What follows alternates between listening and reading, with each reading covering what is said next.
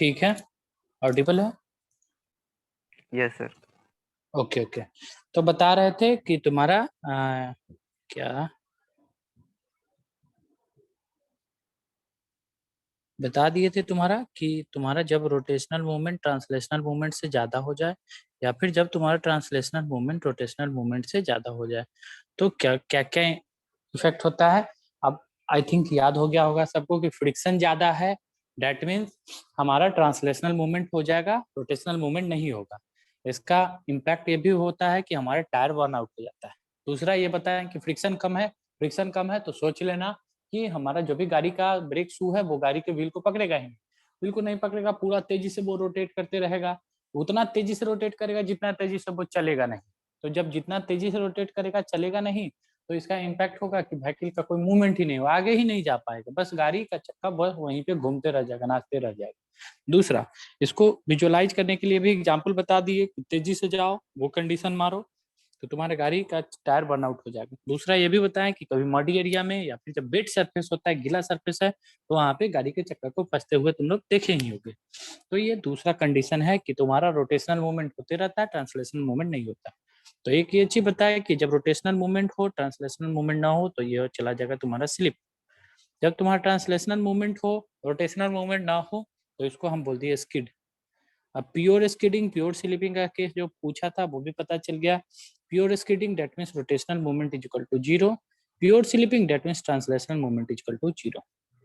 तो बेसिकली यहाँ से हमको ये आइडिया लगा कि जो भी हमारा पेमेंट सरफेस होता है उस पर स्लिपिंग भी होता है, हमारा वहाँ पे स्किडिंग भी होता है। अब दूसरा एक चीज ये भी बताएं कि जो भी तुम्हारा फ्रिक्शन, ये सब फ्रिक्शन ही है, फ्रिक्शन के कारण ही ये सारा का सारा चीज हो रहा है। क्यों? क्योंकि फ्रिक्शन ज्यादा है तो हमारा गाड़ी को स्किड करा देता है, फ्रिक्शन कम है तो हमारे गाड़ी को स्लिप करा देता है। तो जो भी ये तुम्हारा फ्रिक्शन है वो डिफरेंट डिफरेंट फैक्टर पर डिपेंड करता है। फर्स्ट फैक्टर था तुम्हारा कि तुम्हारा टाइप ऑफ पेवमेंट कैसा है, तुम्हारा पेवमेंट का जो भी सरफेस है वो कैसा है, कंक्रीट पेवमेंट का है कि बिटुमिनस पेवमेंट है कि तुम्हारा अर्दन पेवमेंट है, ये किस टाइप का पेवमेंट। दूसरा है तुम्हारा कि जो भी तुम्हारा पेवमेंट का कंडीशन है वो कैसा है, ड्राई पेवमेंट है कि तुम्हारा स्मूथ पेवमेंट है कि तुम्हारा बेड पेवमेंट है, ये सारा का सारा कंडीशन है। थर्ड कंडीशन था कि तुम्हारा टायर का कंडीशन कैसा है। अब इसी पे हम बात करते हैं और यहाँ पे बहुत सारा कंसेप्ट इन्वॉल्व है, इसलिए इसको अच्छे से समझो, जो भी तुम्हारा डाउट है वो पूरा का पूरा क्लियर हो जाएगा। तो रेडी, चलिए आगे। Yes sir. ओके, चलो ठीक है, अच्छे से बस समझो तुम लोग। क्या है कि क्या बताएं, मान के चलो ये तुम्हारा ओल्ड टायर है, ओल्ड टायर है, और ये तुम्हारा न्यू टायर है, ये तुम्हारा न्यू टायर है। यहाँ पे सब पे देखो ग्रुप्स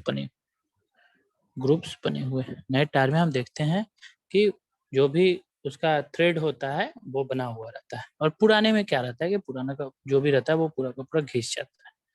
इसको थोड़ा सा बड़ा करिए, तुम्हारा ओल्ड टायर था, बीच वाले को डिलीट कर देते हैं। चलो, अब क्या किए कि ये हमारा रोड है, ये हमारा पूरा का पूरा रोड है, इसको बोले हम कि ये हमारा ड्राई सरफेस, ड्राई सरफेस। अच्छे से देखो, ये ओल्ड टायर है, ये हमारे पास न्यू टायर है। इसी टायर को बोलते हैं वर्न आउट टायर, कहीं कहीं लिख देता है वर्न आउट टायर, मतलब पूरा का पूरा जो है उसका बियर एंड टियर हो चुका है थ्रेड का, इसलिए उसको वर्न आउट टायर भी बोलता है।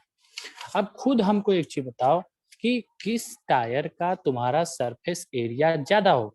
सरफेस एरिया कहने का मतलब कि किस टायर का मैक्सिमम पोर्शन जो है तुम्हारा वो ओल्ड टायर का सर। ओके ठीक है।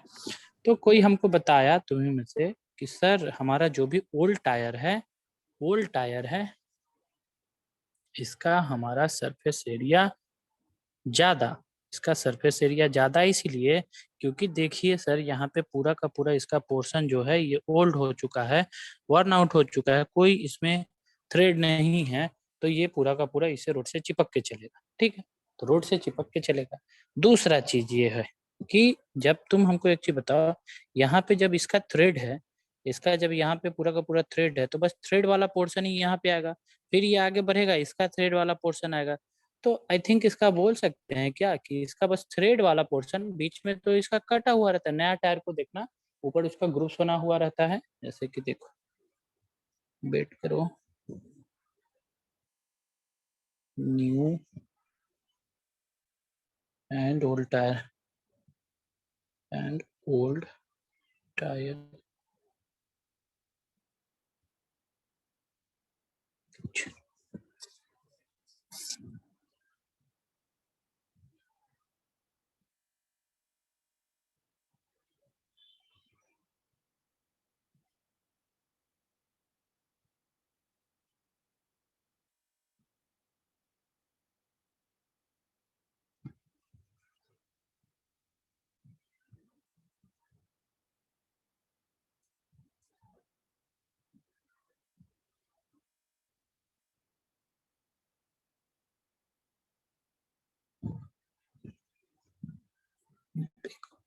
सबको दिख रहा है?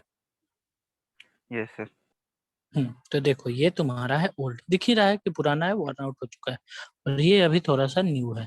तो ये जो इसका ग्रुप्स है यहाँ पे कटिंग कटिंग कटिंग कटिंग, इसको देखो सारा का सारा एक लेवल में आ गया, ये वर्न आउट हो चुका है। तो बेसिकली जो हमारा ये टायर है, तो इसका जो ग्रुप्स रहता है, देखो यहाँ पे ग्रुप्स है, वो बस इसके रोड के कांटेक्ट में आएगा, इसका ग्रुप्स ही बस रोड के कांटेक्ट में आएगा। इसका पूरा का पूरा पोर्शन कोई ग्रुप्स नहीं है, तो ये पूरा का पूरा इसके कांटेक्ट में आ जाएगा। तो इसलिए हम यहाँ पे बोल देते हैं कि इसका जो भी सरफेस एरिया है वो हमारा ज्यादा है, यहाँ पे जो सरफेस एरिया है वो हमारा कम है। तो सरफेस एरिया ज्यादा, ये हमारा कंडीशन है ड्राई। ये हमारा है ओल्ड टायर, OLD ओल्ड लिखा हुआ है, ये है हमारा न्यू। तो अगर हमारा सरफेस एरिया ज्यादा, डेट मीन्स ज्यादा सरफेस जो है पूरे के पूरे टायर के, टायर का मतलब हमारे व्हीकल के व्हील का हमारे रोड के कांटेक्ट में आएगा।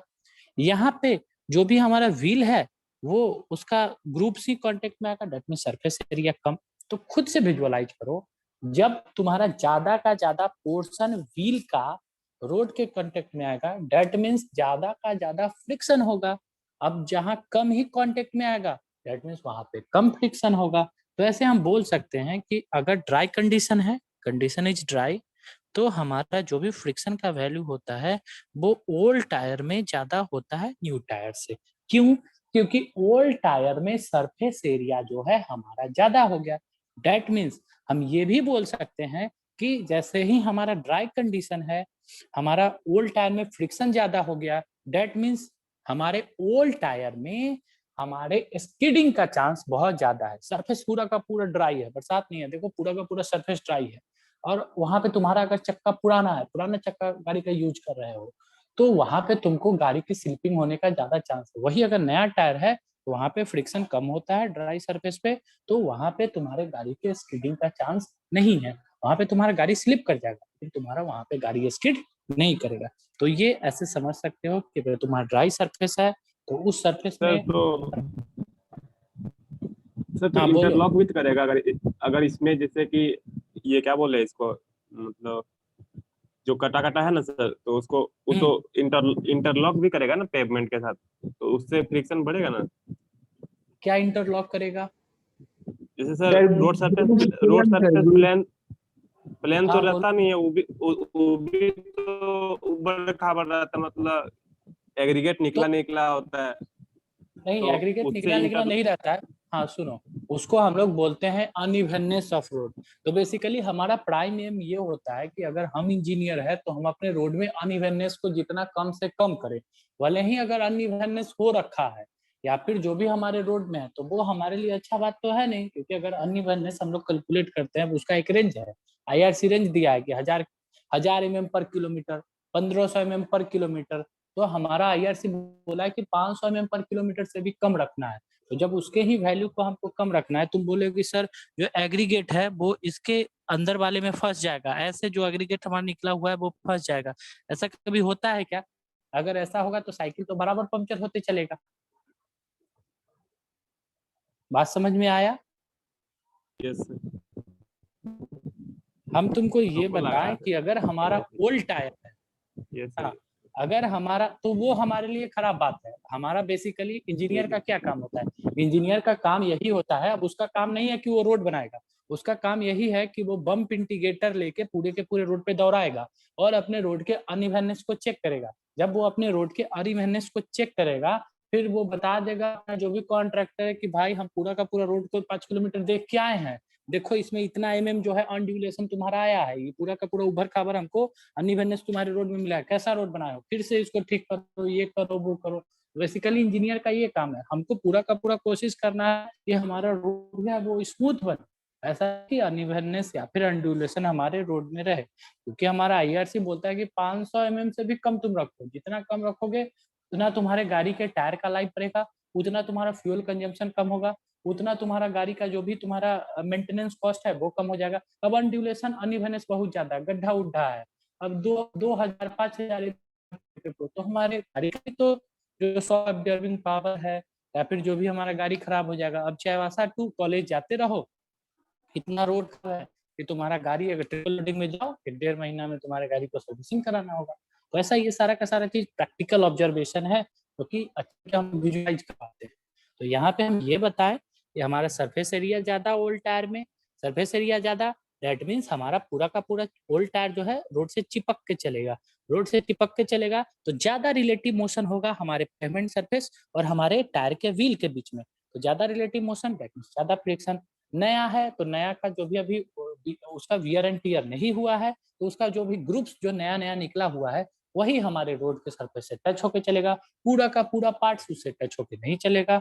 इसीलिए हमारा सरफेस एरिया कम, सरफेस एरिया कम तो जो भी हमारा फ्रिक्शन है रोड का वो हमारा कम आएगा। बस हम ये बताएं, समझ में आ गया सबको? Yes sir. चलो अब दूसरा दूसरा तुम ही लोग बताओगे, क्योंकि इसमें सबके सब लोग गड़बड़ किए।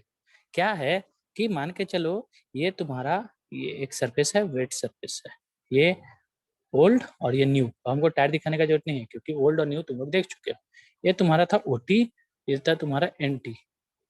अब हमको एक चीज बताओ कि बेड सरफेस है, बेड सरफेस का मतलब समझ जाओगे सब तुम लोग कि कोई बोलेगा कि सर बेड सरफेस करने का मतलब हमारा बारिश हो रखा है, ये तो हमारा प्राइम कंडीशन है, हमारा पूरे के पूरे रोड पे लगभग लगभग बारिश हो रखा है, ये पूरा का पूरा वेट कंडीशन है।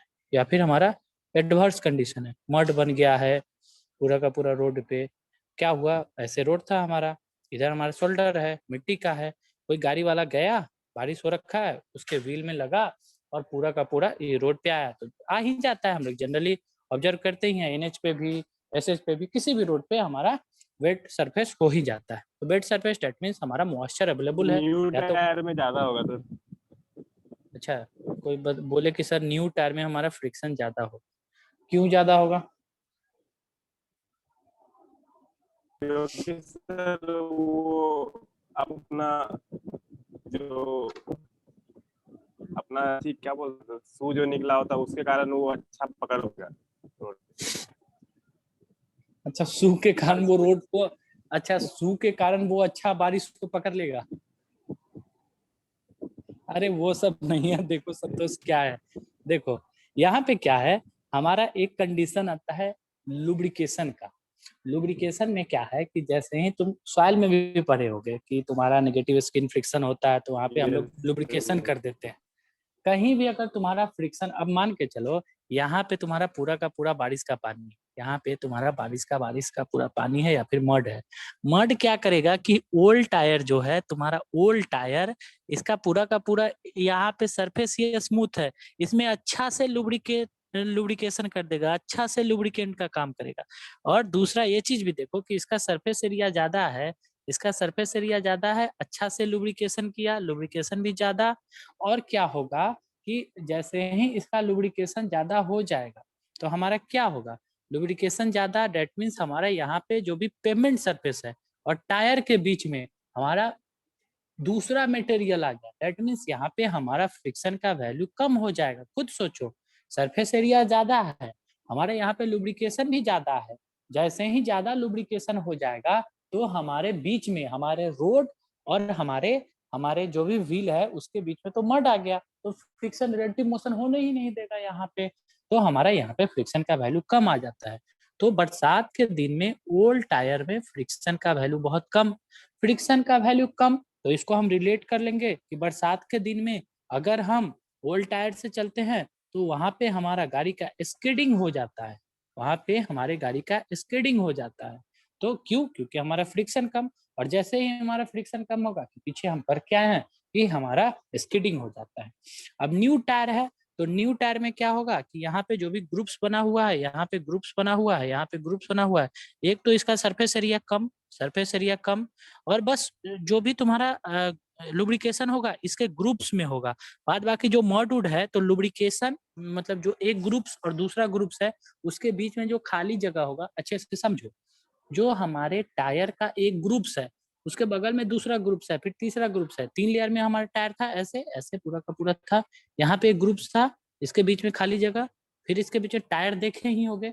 तो कुछ जो ग्रुप्स बना हुआ है उसके बीच में जो खाली जगह है उसमें हमारा मड घुस जाएगा, या फिर जो बेड सरफेस का पानी है वो घुस जाएगा। तो यहाँ पे हमारा लुब्रिकेशन अच्छे से नहीं हो पाएगा।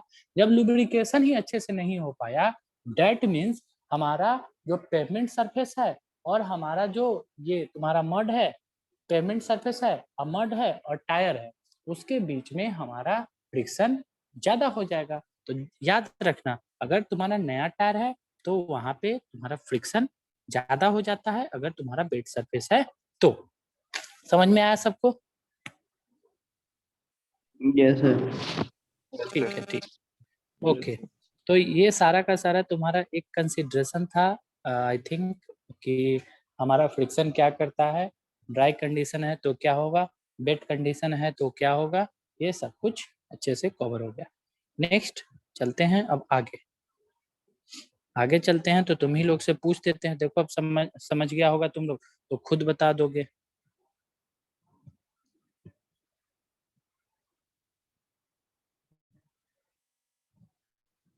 यहाँ पे देखो, आई थिंक बता दिए थे कि जो भी तुम्हारा ब्रेकिंग कैरेक्टरिस्टिक होता है व्हीकल का, वो डिपेंड करता है कि हमारे उस जो भी तुम्हारा ब्रेकिंग सिस्टम है उसका डिजाइनिंग कैसा है और तुम्हारा ब्रेकिंग सिस्टम किस टाइप का है। तो किस टाइप का है मतलब मैकेनिकली डिजाइन है कि फ्लूइड वाला ब्रेकिंग सिस्टम है कि एयर ब्रेक्स है, किस टाइप का ब्रेक है। जो भी हमारा ये ब्रेकिंग कैरेक्टरिस्टिक होता है, दैट मीन्स जो भी हम अपने ब्रेकिंग इफिशियंसी को आगे निकालेंगे, वो सारा का सारा, या फिर स्किड रेजिस्टेंस को निकालेंगे, वो सारा का सारा हमारा ब्रेक टेस्ट पे डिपेंड करता है। अब यहाँ पे भी हम तुमसे एक चीज अब पूछेंगे, हम पूछेंगे क्या, हम पूछेंगे तुमसे स्किड रेजिस्टेंस ये हमारा क्यों आया। तो अच्छे से तुम लोग हमको बता दोगे। अब देखो कैसे बताओगे। हम बताएं कि ये सारा का सारा जो भी हमारा ब्रेकिंग कैरेक्टरिस्टिक होता है वो किस किस चीज को गवर्न करता है। ये अभी बता दिए थे कि ब्रेकिंग कैरेक्टरिस्टिक हमारे किस किस चीज को गवर्न करता है, हमारे स्टॉपिंग साइड डिस्टेंस को गवर्न करता है, हमारे डिस एसिलेशन को गवर्न करता है, ब्रेकिंग इफिशियंसी को गवर्न करता है, रोड मटेरियल के इम्पैक्ट को गवर्न करता है। तो ये सारे के सारे चीज को गवर्न करता है। अब ब्रेकिंग कैरेक्टरिस्टिक जो होता है वो डिपेंड करता है कि हमारा ब्रेक का डिजाइन कैसा है, या फिर ब्रेकिंग जो सिस्टम है वो किस चीज से बना है। तो मैकेनिकल भी हो सकता है, फ्लूइड ब्रेक्स भी हो सकता है, एयर ब्रेक भी हो सकता है। अब जो हमारा ब्रेकिंग कैरेक्टरिस्टिक है इसको हम निकालते हैं ब्रेक टेस्ट से। तो ब्रेक टेस्ट क्या होता है या फिर ब्रेकिंग टेस्ट क्या होता है? तो ब्रेकिंग टेस्ट में है कि हमारे पास एक गाड़ी है, सेम कॉन्फ़िगरेशन का गाड़ी यहीं पे। अब देखो जब इसके हम फ्रंट से ले रहे हैं तो फ्रंट से ही हम यहाँ पे भी कंसीडर करेंगे। ऐसा नहीं यहाँ पे फ्रंट से और यहाँ पे हम लोग इसके मिडिल पोर्शन से हम लोग यहाँ पे ऐसे इसका डिस्टेंस ले लेंगे, नहीं। अगर मिडिल से ले रहे हैं, यहाँ पे अगर मिडिल से ले रहे हैं तो यहाँ पे भी हम लोग मिडिल से ही कैलकुलेट सब कुछ करेंगे। तो ध्यान देना, आगे जो भी चीज बताएंगे बहुत कुछ बताएंगे, तो जो एक डायमेंशन हम फिक्स करेंगे, अगर गाड़ी का फ्रंट फेस ले रहे हैं तो फ्रंट ही लेंगे, मिडिल सेंट्रल पोर्शन ले रहे हैं तो सेंटर ही लेंगे, बैक पोर्शन ले रहे हैं तो दोनों व्हीकल का सेंटर एंड पोर्शन ही लेंगे। यहाँ पे दोनों व्हीकल कहने का मतलब ये है कि एक व्हीकल कुछ समय के बाद आगे चला गया इसलिए उसको दूसरा व्हीकल बोल दिए, लेकिन दोनों का दोनों व्हीकल सेम ही है, बस ये है कि समय के साथ अपने जो भी पोजीशन है उसको वो चेंज कर चुका है। तो ब्रेक टेस्ट हम निकाल रहे हैं कि ये हमारा व्हीकल था वो अपना बेचारा किसी स्पीड से चल रहा था, यू स्पीड से चल रहा था, यू मीटर पर सेकंड से चल रहा था। यहाँ पे हम एक टाइम नोट कर लिए, हम अपना टाइम वो टाइम नोट किए जब हम ब्रेक को अप्लाई किए। तो इस टाइम को t बराबर 0 हम बोले कि t बराबर 0, यहाँ पे हम अपने ब्रेक को अप्लाई किए। जैसे ही हमारा गाड़ी यू मीटर पर सेकंड से चल रहा था, जैसे ही ब्रेक अप्लाई किए, कुछ ना कुछ दूर तो हमारा गाड़ी जाएगा ही जाएगा। दैट मीन्स हमारा गाड़ी कुछ ना कुछ मूव किया। अब जैसे ही हमारा गाड़ी कुछ ना कुछ मूव किया, तो हमारा गाड़ी यहाँ पे आके देखो लिखा व्हीकल स्टॉप हो गया। अब जो स्टॉप हुआ उस टाइम इसका जो स्पीड था वो भी मीटर पर सेकंड था, लेकिन ये भी हमको पता है कि जब गाड़ी हमारा स्टॉप हो गया तो ये भी मीटर पर सेकंड जो होगा, इसी को हम लोग बोल सकते हैं कि हमारा गाड़ी 0 मीटर पर सेकंड पे आ गया। इसका जो भी स्पीड था वो अब 0 हो गया, क्योंकि हमारा गाड़ी स्टॉप हो गया। अब इस टाइम को हम नोट कर लेते हैं, t बराबर t सेकेंड। मतलब t बराबर 0 से हम ब्रेक अप्लाई कर दिए, थोड़ा न थोड़ा बहुत डिस्टेंस लिया, फिर जाके हमारा गाड़ी रुक गया। ये प्रैक्टिकल एग्जांपल है, जो कि बोले कि तुम अपने किसी स्पीड से जा रहे हो, 70 kilometre per hour, 80 kilometre per hour के स्पीड से जा रहे हो, अपने ब्रेक को अप्लाई कर दिए। जैसे ही ब्रेक को अप्लाई किए तो थोड़ा न थोड़ा तुम्हारा गाड़ी बढ़ेगा। जो तुम्हारा गाड़ी बढ़ेगा उसको हम लोग बोल देते हैं ब्रेकिंग डिस्टेंस, या फिर इसी को बोलते हैं स्किडिंग डिस्टेंस। और ये पढ़ के भी आए हैं, क्या पढ़े थे पीछे अभी थोड़ा देर पहले, कि जैसे ही हमारा गाड़ी जा रहा था, हम अपने गाड़ी में ब्रेक को अप्लाई करेंगे। दैट मीन्स हम अपना ब्रेक को अप्लाई करके फ्रिक्शन को क्या कर दिए, मैक्सिमम कर दिए, पूरा का पूरा ब्रेक पे चढ़ गए, फ्रिक्शन को मैक्सिमम कर लिए। रोटेशनल मूवमेंट जो था हमारा, वो रोटेशनल मूवमेंट नहीं हुआ, जबकि ट्रांसलेशनल मूवमेंट हुआ। तो जैसे ही ट्रांसलेशनल मूवमेंट हमारा ज्यादा हो जाएगा रोटेशनल मूवमेंट से, हमारे पास स्किडिंग का कंसेप्ट आ जाएगा। इसीलिए हम यहाँ पे स्किड रेजिस्टेंस से निकालेंगे, ना कि स्लिप रेजिस्टेंस। और कहीं ना कहीं तुमको दिखेगा कि हम अपने यहाँ पे स्किड रेजिस्टेंस को फाइंड आउट करते हैं। तो इस बात का भी मतलब समझ में आ गया होगा कि स्किड रेजिस्टेंस क्यों हुआ। इसीलिए हुआ क्योंकि हमारे गाड़ी में ब्रेक के एप्लीकेशन के बाद हमारा गाड़ी आगे बढ़ा, रोटेशन मोमेंट तो 0 हो गया या फिर कंपैरेटिवली लो हो गया ट्रांसलेशनल मोमेंट से। तो यहाँ पे अपने गाड़ी के स्किड रेजिस्टेंस को निकालते हैं। तो यहाँ पे यही बोला कि जब हम अपने गाड़ी में ब्रेक को अप्लाई करेंगे, हमारा गाड़ी आके रुक जाएगा।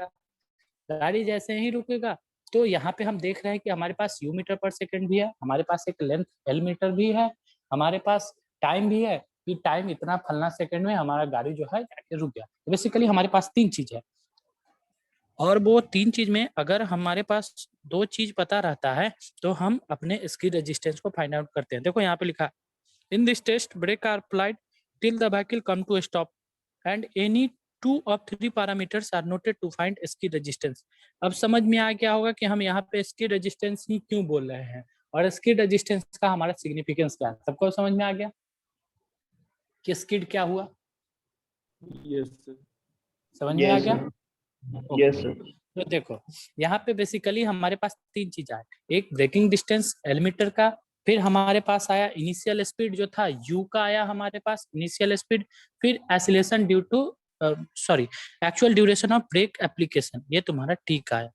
अब हमारा बेसिक फिजिक्स है, बचपन में पढ़े थे हम, यहाँ पे रिटार्डेशन यूज किए। रिटार्डेशन यानी v equal to u plus a t, zero भी हमारा 0 आ गया, u का u वैल्यू रहेगा प्लस 80 हो गया। तो यहाँ पे हम निकाले a is equal to minus u t. तो a का जो यहाँ पे वैल्यू आया वो माइनस में आया, तो हमको पता है अगर a माइनस में आया तो उसी को रिटार्डेशन बोल देते हैं, उसी को डी एसिलेशन बोल देते हैं, एसिलेशन नहीं डी एसिलेशन बोल देते हैं। तो ये सारा का सारा चीज हमको पता है, जो कि बचपन में पढ़े होंगे। अब a is equal to minus u by t, a is equal to minus u by t यहाँ पे आया, u तुम्हारा था इनिशियल स्पीड, t था तुम्हारा time of application of brake. I think सबको क्लियर हो गया होगा, क्लियर है? Yes, sir. चलो ठीक है। अब यहाँ पे एक डिस्टेंस है हमारा ब्रेकिंग डिस्टेंस, देखो ब्रेकिंग डिस्टेंस हमारे पास है, इसी को हम लोग बोल देते हैं कि हमारा जो भी स्किड डिस्टेंस है, इतना डिस्टेंस हमारा स्किडिंग हुआ, तो इसी को हम लोग स्किड डिस्टेंस बोलते हैं। और क्वेश्चन में तुमको स्किड डिस्टेंस दे रखता है, कहीं ब्रेकिंग डिस्टेंस देगा, कहीं स्किड डिस्टेंस देगा, तो घबराना नहीं है कि हमको पता है कि हमारा एल ही है वो सारा का सारा। हमको एक और इक्वेशन पढ़े थे बचपन में, s is equal to u t plus half a t square, पढ़े हो गए सबके सब, s is equal to u t plus half a t square पढ़े थे सब? Yes, sir. ओके, तो एस के जगह पे हमारा जो डिस्टेंस था वो एल हो गया, तो L is equal to u t plus half a t square, L is equal to u t plus half, a के जगह पर यहाँ पे देखो माइनस यू बाई टी रखा, minus u by t into t square, calculate किया यू टी प्लस यहाँ पे minus u t by two, यहाँ से आ जाएगा 2 u t minus u t, तो L is equal to u t by to. तो यहाँ पे लिखा l is equal to half into initial speed into time of brake application, ये टी आया वो तुम्हारा टाइम ऑफ ब्रेक एप्लीकेशन। तो ऐसे करके हम क्या क्या देखें, हम देखें कि ब्रेकिंग कैरेक्टरिस्टिक हमारे किस किस चीज को गवर्न करता है। तो इस पेज के पीछे देखे थे कि ब्रेकिंग कैरेक्टरिस्टिक हमारे स्टॉपिंग साइड डिस्टेंस को गवर्न करता है, ब्रेकिंग इफिशियंसी को गवर्न करता है, डीएसिलेशन को गवर्न करता है। अब ये देखें कि जो भी ब्रेकिंग कैरेक्टरिस्टिक होता है वो हमारा डिपेंड करता है कि हमारा ब्रेक का सिस्टम कैसा है और हमारा जो भी उसका डिजाइनिंग है वो कैसे हो रखा है। अब जो हमारा ब्रेकिंग कैरेक्टरिस्टिक है या फिर जो भी हमारे पास ब्रेकिंग इफिशियंसी है उसको हम निकालते हैं ब्रेकिंग टेस्ट से।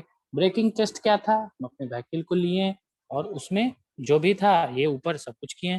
फिर हमारे पास 3 चीज आता है, एक इनिशियल स्पीड उसका हम लोग नोट डाउन करते हैं, एक टाइम टेकन नोट डाउन करते हैं कि उसको कितना एक्चुअल टाइम लगा जब गाड़ी अपने एक पर्टिकुलर स्पीड से 0 के स्पीड में आया। फिर हम लोग ये भी नोट कर लेते हैं कि हमारा ब्रेकिंग डिस्टेंस या फिर स्किड डिस्टेंस कितना हो। फिर फर्स्ट इक्वेशन से निकालते हैं कि हमारा रिटार्डेशन को यूज कर लेते हैं और हमारे पास एक इक्वेशन है v equal to u plus a t बचपन वाला। फिर उसको रख के अपना a का वैल्यू निकालते हैं तो a equal to minus u by t आता है। यहाँ पे जो a का वैल्यू माइनस में आता है वो हमको बताता है डीएसिलेशन और u हमारा इनिशियल स्पीड और t हमारे पास टाइम टेकन है। तो एक ये इक्वेशन को ध्यान देना। दूसरा हमारे पास ब्रेकिंग डिस्टेंस है, braking distance that means s या फिर l, हमको पता है s equal to u t plus half t square, उसको लगाएंगे तो हमारे पास आ जाएगा l equal to u t plus half t square. a का वैल्यू पुट डाउन करेंगे, l के वैल्यू पे निकालेंगे, l इक्वल टू आ गया यूटी बाई 2, u आया स्पीड, t आया हमारा जो भी हमारा एक्चुअल ड्यूरेशन है ब्रेक एप्लीकेशन का वो। तो ऐसे करके हम अपने l के वैल्यू को निकालते हैं। आगे चलते हैं, आगे हमारे पास है अब इसकी रेजिस्टेंस को हमको निकालना है। जैसे कि हमारा था इसकी रेजिस्टेंस को निकालना है यानी f के वैल्यू को हमको निकालना है। ठीक है, अब क्या करते हैं, एक और इक्वेशन होता है हमारे पास v square equal to u square plus 2as। इस इक्वेशन को भी पढ़े थे तुम लोग, याद करो। Yes sir. ओके, तो हमारे पास एक ये भी इक्वेशन आता है v square equal to u square plus v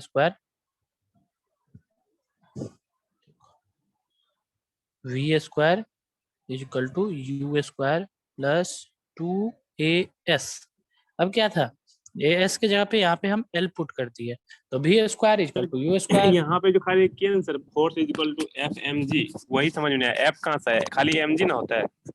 okay okay, अभी हम बता रहे हैं, टेंशन मत लो। ठीक है बस सुनते चलो, v square equal to u square plus 2al, s की जगह पे l आ गया। अब हमको ये पता है कि v जो है मेरा 0 है, u सब अपना कैलकुलेट करके a का वैल्यू रखे minus u by t into L. तो यहाँ से 0 square you square plus 2l, यहाँ पे हमको l equal to u square by 2। यहाँ पे देखो a माइनस में है तो यहाँ पे माइनस से सिग्निफाई ये कर रहा है कि हमारा यहाँ पे डीएसिलेशन है, मतलब हमारे पास यहाँ पे डीएसिलेशन आ रहा है या फिर रिटार्डेशन आ रहा है। और रिटार्डेशन ही आएगा क्योंकि हमारा व्हीकल अपनी एक पर्टिकुलर स्पीड से जा रहा था।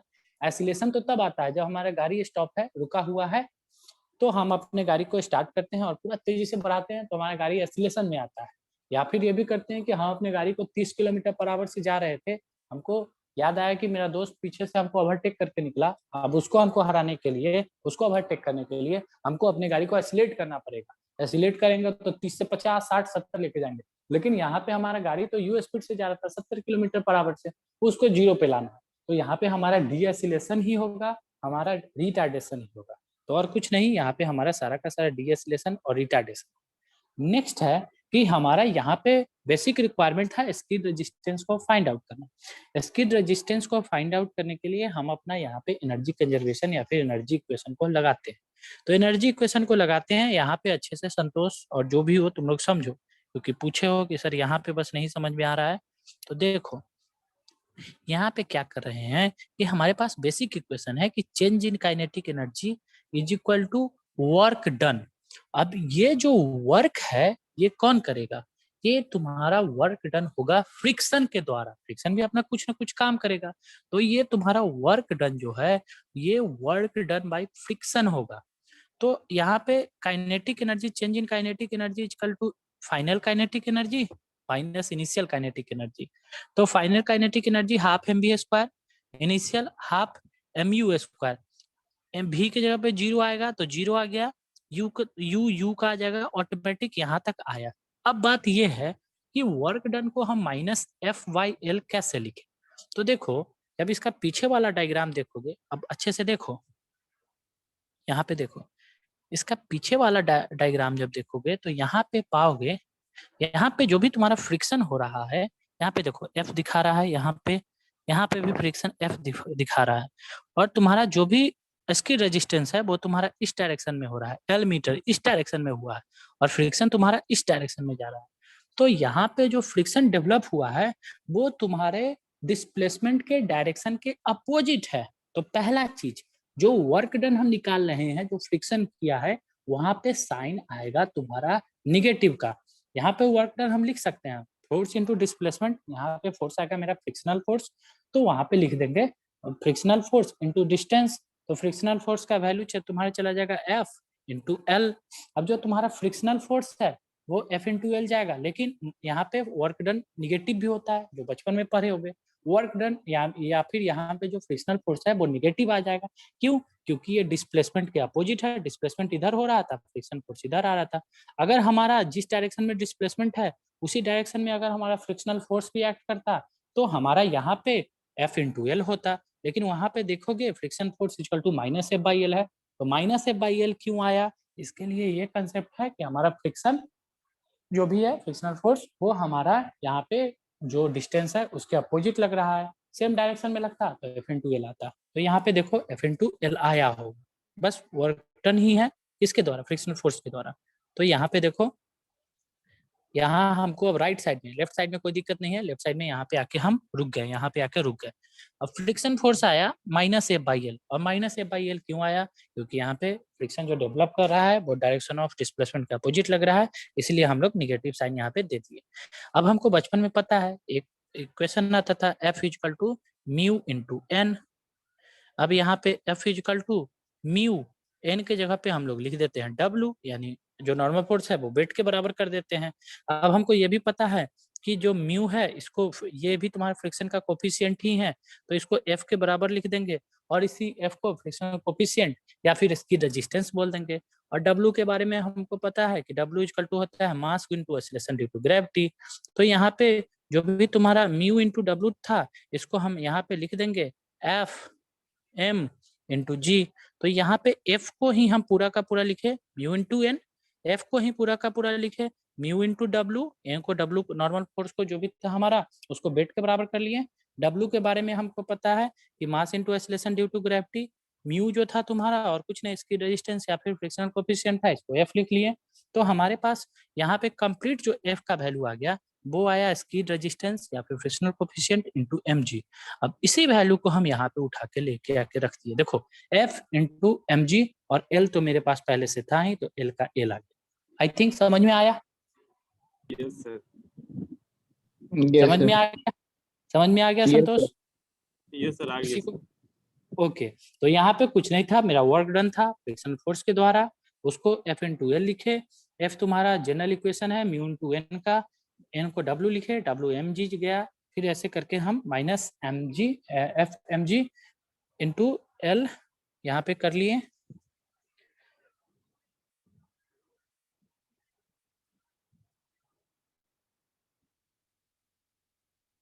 चलो यहाँ पे हम कर लिए F mg इंटू एल। तो यहाँ पे अब माइनस माइनस यहाँ पे प्लस हो गया, L is equal to u square by 2gf, अपना एक इक्वेशन यहाँ पे आया। इक्वेशन नंबर दूसरा, इक्वेशन नंबर पहला। अब यहाँ पे देखो इक्वेशन 1 और इक्वेशन 2 को सॉल्व किया, -a इजकल टू gf आया, F इजकल टू तुम्हारा -a बाई g, -a कुछ और शो नहीं कर रहा है,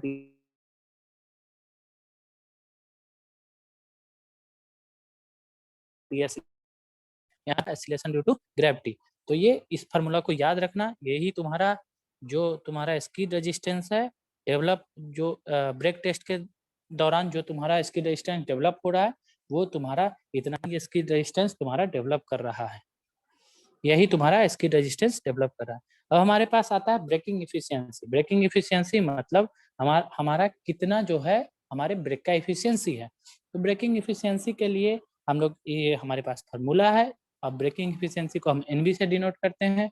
तो NB इज इक्वल टू जो हमारा मैक्सिमम फ्रिक्शन फोर्स अप्लाइड हो सकता है, उसको हम लोग जो हमारे पास एक्चुअल या फिर अवेलेबल या फिर एपरेंट या फिर कैलकुलेटेड, यही सारा का सारा तो हम अपने ब्रेक टेस्ट से कैलकुलेट करते हैं।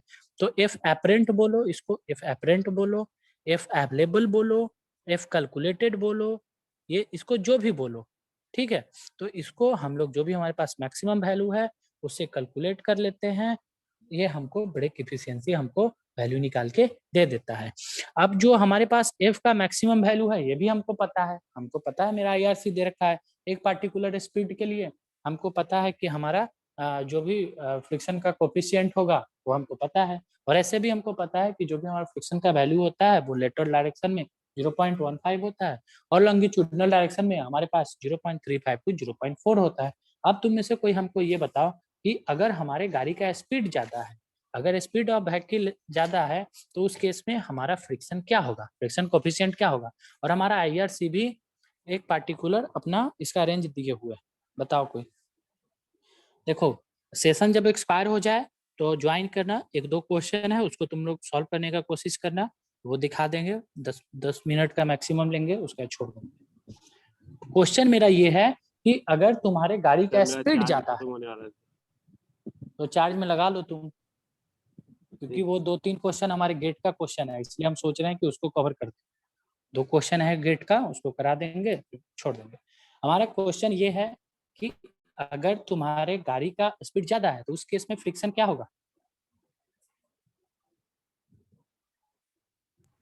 सर लॉन्गिट्यूडनल डायरेक्शन में फ्रिक्शन होता है 0.35 टू 0.4। अरे हम वो हम नहीं पूछ रहे हैं, हम बस ये पूछ रहे हैं कि अगर तुम्हारे गाड़ी का स्पीड ज्यादा है तो उस केस में फ्रिक्शन क्या होगा। 0.15 सर। कम लगेगा। अरे फ्रिक्शन ज्यादा होगा कम होगा, जैसे देखो अगर तुम्हारे गाड़ी का स्पीड ज्यादा है और गाड़ी का कम स्पीड होगा, ज्यादा है, कम होगा यही सर, पूछ। होगा ओके ओके, क्यों कम होगा। क्योंकि सर वो डायनेमिक फ्रिक्शन रोलिंग फ्रिक्शन होगा सर, रोलिंग फ्रिक्शन कम होता है लिमिटिंग फ्रिक्शन को क्रॉस करने के बाद। ओके, और कोई कुछ बताएगा, ये कुछ बताने लगा सर ये फ्रिक्शन वो फ्रिक्शन, हम बस ये चीज पूछे कि तुम्हारे गाड़ी का स्पीड ज्यादा है तो उस केस में फ्रिक्शन तुम्हारा कम क्यों होगा, बताए कि सर कम फ्रिक्शन होगा, हम माने कि कम होगा लेकिन कम क्यों होगा।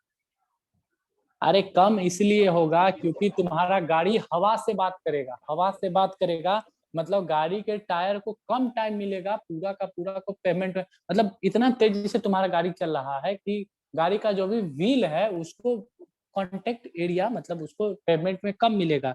अब जैसे ही उसको कांटेक्ट एरिया कम मिला तुम्हारा गाड़ी तो हवा से बात कर रहा है और धीरे धीरे चला रहे हो 20 के स्पीड में, मतलब गाड़ी भी तुम्हारा धीरे धीरे जा रहा है, तुम्हारा टायर भी एकदम धीरे धीरे जा रहा है, अच्छे से तुम्हारा टायर जो है वो कांटेक्ट होके जा रहा है और तेजी से चला रहे हो, मतलब हवा से बात कर रहे हो और तेजी से चलाओगे तो और तेजी से हवा से बात करोगे। तो अगर स्पीड ज्यादा है तो उस केस में हमारा फ्रिक्शन कम होता है। तो हमारा आईआरसी भी एक वैल्यू बहुत तेज है, आईआरसी हमको एक वैल्यू दे के रखा है, आगे देखते हैं, ये सारा क्वेश्चन है ये दोनों।